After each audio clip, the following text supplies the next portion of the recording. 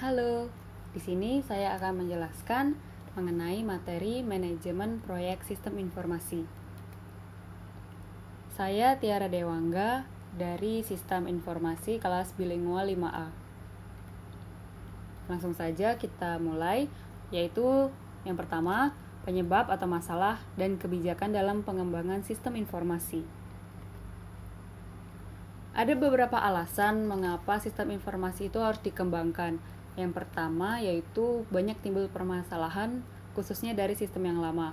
Misalnya di sistem yang lama itu terjadi atau muncul kesalahan-kesalahan proses yang mana nanti berdampak pada penambahan biaya lagi. Dan ada juga permasalahan seperti pengembangan organisasi, di mana organisasi itu semakin besar. Jadi sistem yang lama itu kurang efektif dan efisien, dan pada akhirnya juga membutuhkan biaya lebih gitu. Jadi ada permasalahan-permasalahan yang timbul dari sistem yang lama sehingga butuh untuk dikembangkan sistem yang baru. Yang kedua yaitu meningkatkan kesempatan usaha, terutama bagi perusahaan di bidang software house atau yang memang merancang sistem informasi. Jadi dengan adanya proyek sistem informasi, maka bisa menjadi kesempatan usaha bagi yang memiliki perusahaan software house. Lalu yang ketiga adanya instruksi perubahan, baik dari atasan maupun dari luar organisasi. Lalu yang keempat yaitu adanya perkembangan teknologi, di mana teknologi terbaru baik di sisi hardware maupun software ini akan mendukung pengembangan sistem informasi. Jadi ini adalah alasan-alasan mengapa perlunya suatu sistem informasi dikembangkan.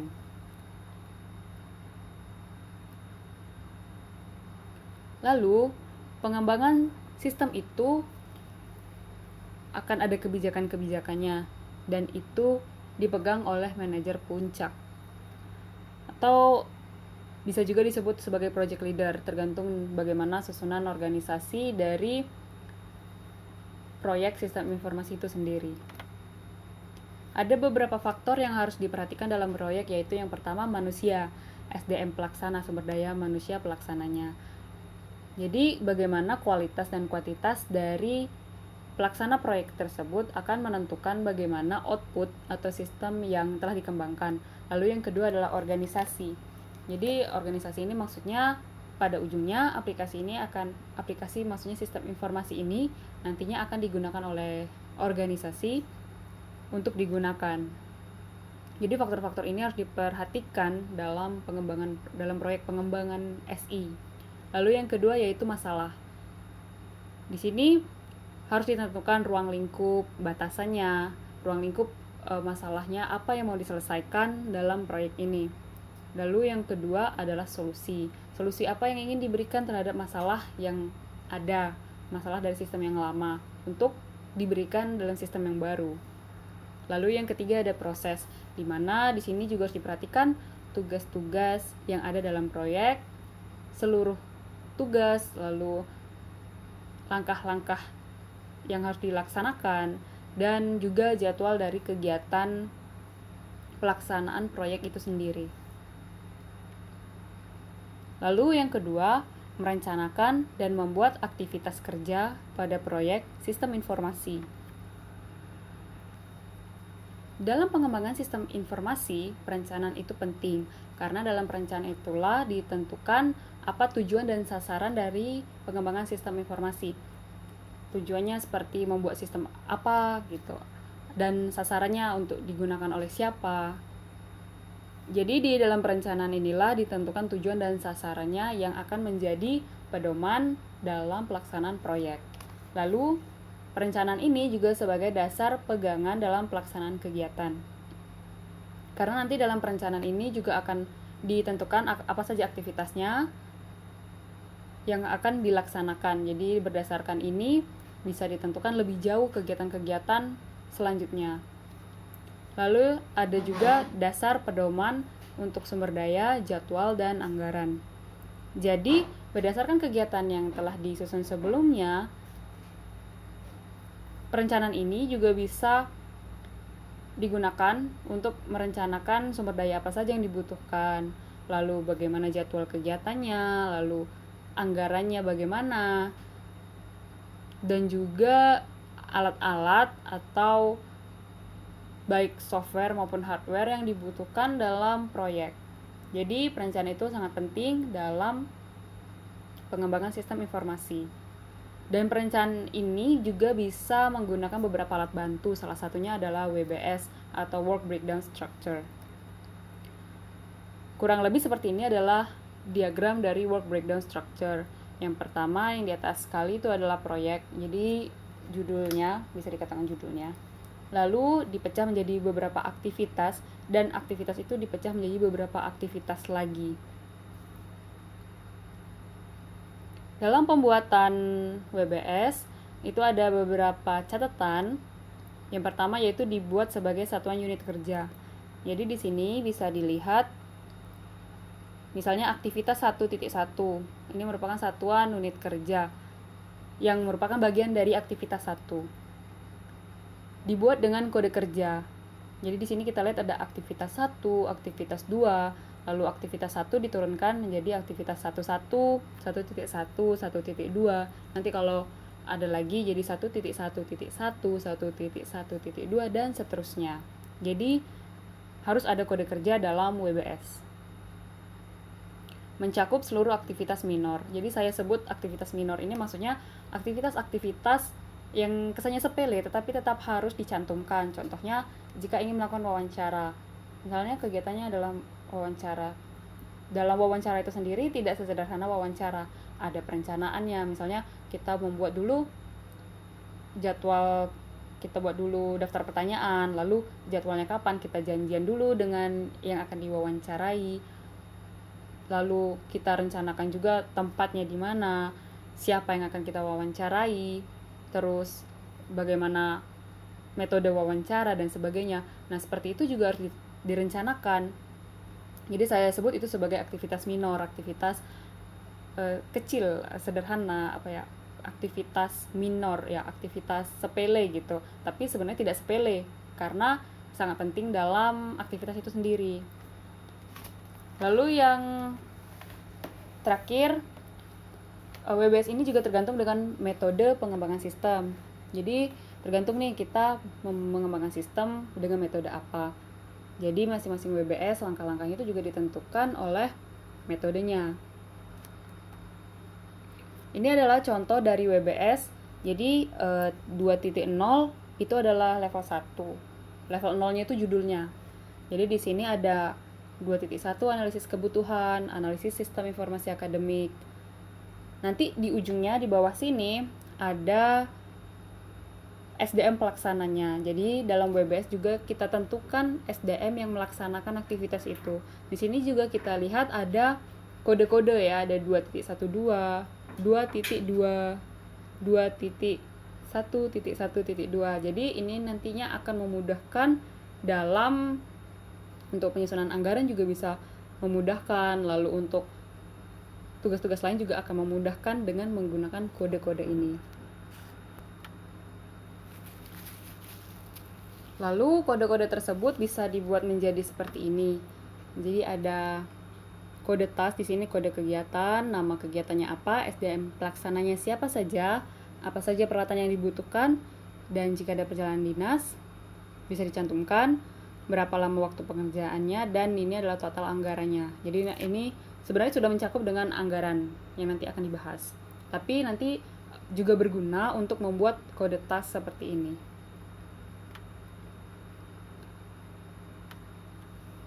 Sebenarnya metode pengembangan sistem informasi itu ada banyak, tetapi pada umumnya bisa kita sebut di sini adalah ada analisis sistem, ada desain, dan ada juga implementasi. Ini adalah gambaran besar dan tergantung lagi, balik lagi ke metode yang akan digunakan. Tapi gambaran besarnya seperti ini. Dalam analisis sistem harus ditentukan apa saja yang dibutuhkan oleh sistem, seperti mengumpulkan data, melakukan observasi, survei, terus wawancara, seperti wawancara juga. Terus di sini ditentukan akan masalahnya apa dan apa yang akan diselesaikan. Lalu bagaimana untuk implementasinya seperti apa gitu. Jadi di sini dibutuhkan analis sistem juga, bisnis analis sistem gitu, untuk menentukan apa saja yang dibutuhkan oleh sistem, kebutuhan sistem istilahnya. Lalu selanjutnya desain. Di desain inilah aplikasi atau sistem itu dibuat. Jadi aplikasi itu bagian dari sistem ya. Bagaimana sistem itu dibuat?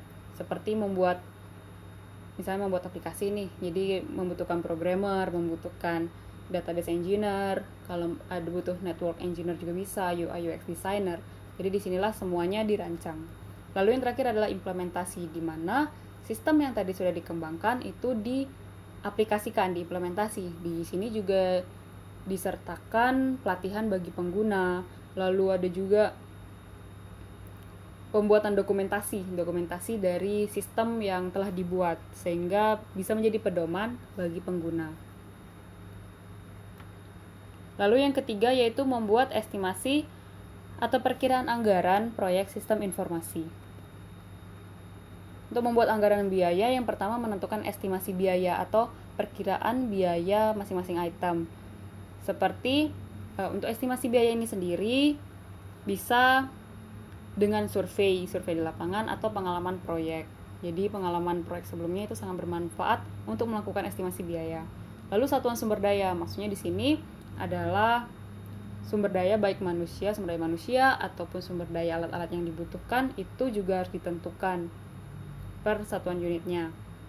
Dokumen lelang dari vendor. Jadi vendor-vendor nanti yang akan menawarkan barang-barang atau jasa, produk atau jasa itu akan memberikan dokumen. Nah, dari situ kita bisa melihat harga yang ditawarkan oleh mereka, dan inilah yang bisa menjadi patokan untuk estimasi biaya. Kemudian selanjutnya yaitu penyusunan anggaran biaya. Penyusunan anggaran biaya ini memperhatikan aktivitas yang ada pada proyek, yaitu dalam WBS. Jadi sedemikian pentingnya WBS, sehingga WBS ini juga akan digunakan untuk menyusun anggaran biaya. Jadi persatuan kerja itu ada biayanya masing-masing. Lalu estimasi biaya yang sebelumnya sudah saya bahas. Lalu jadwal dan kalender proyek. Jadi juga harus ditentukan jadwalnya, berapa hari kerja, karena nanti itu juga mempengaruhi anggaran. Lalu kontrak kerja, yaitu berapa anggaran yang disepakati antara pelaksana proyek dengan yang pemilik proyek. Lalu ada beberapa biaya proyek yang harus diperhatikan, yaitu dalam analisis sistem, seperti yang tadi kita bahas di langkah-langkah ya, langkah gambaran besar metode, itu ada pengumpulan data, dokumentasi, rapat, perjalanan dinas, dan SDM terkait. Jadi itu biaya yang diperlukan dalam analisis sistem pada umumnya gitu. Nanti disesuaikan juga dengan kondisi lapangan dan bagaimana metode yang dibutuhkan. Lalu desain seperti sewa komputer atau membutuhkan peralatan tertentu atau jaringan tertentu, hardware itu harus dipersiapkan.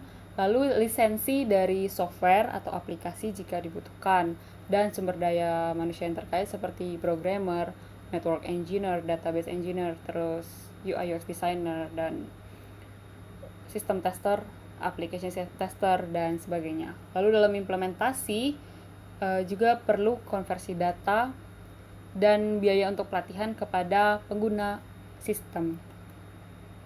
Ini adalah contoh dari anggaran biaya. Jadi di sini kita bisa lihat ada kode task, lalu ada nama aktivitasnya, nama SDM pelaksana, lalu di sini jumlah dan lama hari kerja, jumlah orang maksudnya. Lalu ini dikalikan, lalu dapatlah total. Ini honor persatuan. Dan peralatan juga semuanya dimasukkan ke sini, ada jumlah, harga, dan total bayarnya.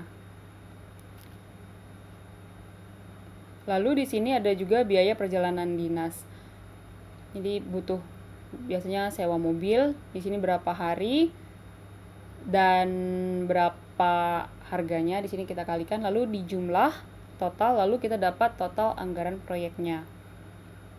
Untuk jumlah itu saya menyesuaikan dengan berapa jumlah orang dan lama hari. Maksudnya itu untuk sewa, misalkan sewa komputer. Itu biasanya saya menjumlahkan dari hasil perkalian dari jumlah dan lama hari kerja. Keuntungan yang didapat jika sistem ini dikembangkan itu bisa dibagi dua, yaitu keuntungan berwujud dan tidak berwujud. Keuntungan berwujud ini sudah jelas, yaitu dalam bentuk uang, seperti pengurangan biaya operasi, pengurangan kesalahan proses, dan peningkatan penjualan.